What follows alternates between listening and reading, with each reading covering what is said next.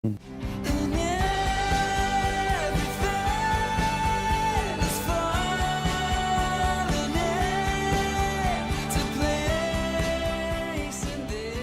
I do when I write now is I write songs that I'm like that are quite tame and keep my voice there. And Dougie writes songs where he puts my voice where he knows it can go.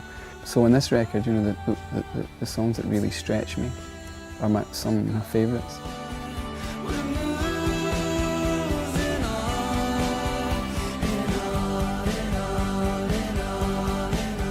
Michael Ilbert. What can we say about the Ilbert? Super sweet.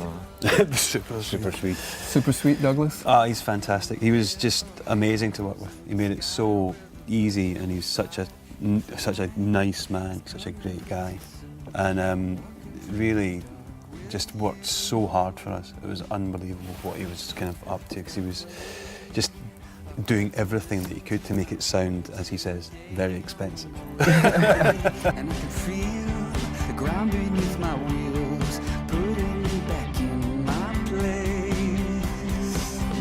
And everything is fine. When we first sat down with Michael, and because we're quite an organic band, we're quite sort of, you know, we just sit and sort of set up our instruments and play. And he comes from quite a different world. He comes from like sort of the pop world and things, which is very sort of, you know, very considered. And it was nice, because as soon as we met him, I knew that we were going to meet somewhere in the middle. It was going to be this sort of meeting of the different worlds, and the album turned out exactly as I hoped it would when we first sat and talked to him, because he's brought his area to us, our sound, and we brought our sound to him. I've always saw us as a pop band. We're a pop band. The melodies and things are so important to us that I've always felt that's what we are. So we finally get to work with a pop guy. Another place where I can find my way, take the avenue A, and I know exactly where to go.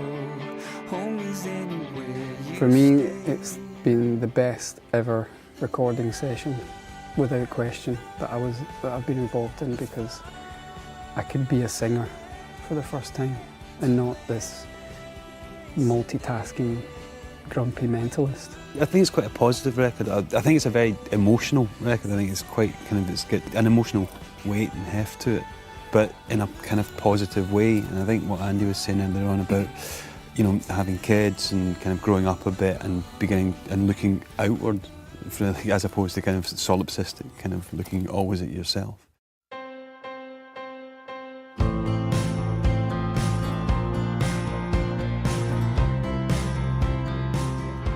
Where You Stand, actually, the first single was I wrote with a girl called Holly Partridge, who I've kind of been doing some writing with in London.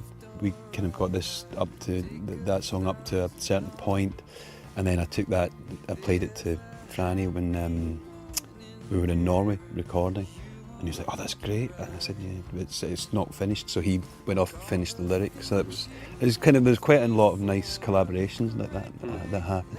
It actually made me cry. Yeah, Andy actually had to leave the control room and Franny was singing. Yeah. When I first heard you sing that song, it actually made me cry a little.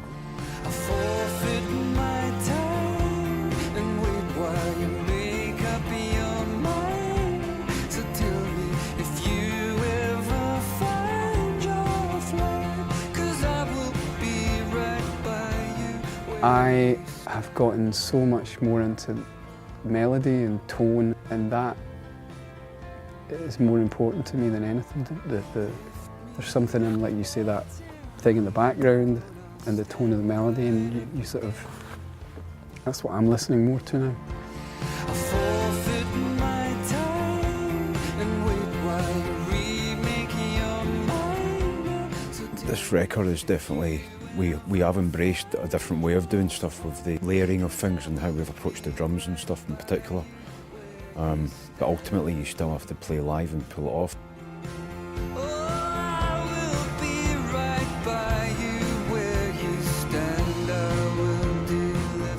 I'm looking forward to touring.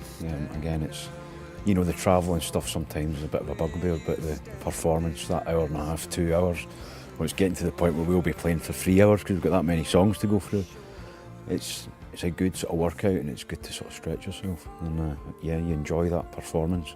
I've never got over nerves. I've never got to the point where I'll step on a stage going, yes, I'm going to go. I still sort of pace around before it, and it's a lovely release. It's a nice release because I'm quite an anxious guy most of the time. You know, I've got this sort of nervous energy, and it builds before a show, and then you go on, and then as soon as you're on there, it just fires out of you. So, and that's the point for me. That's the real where it all kicks in beautifully, and you're like, this is amazing.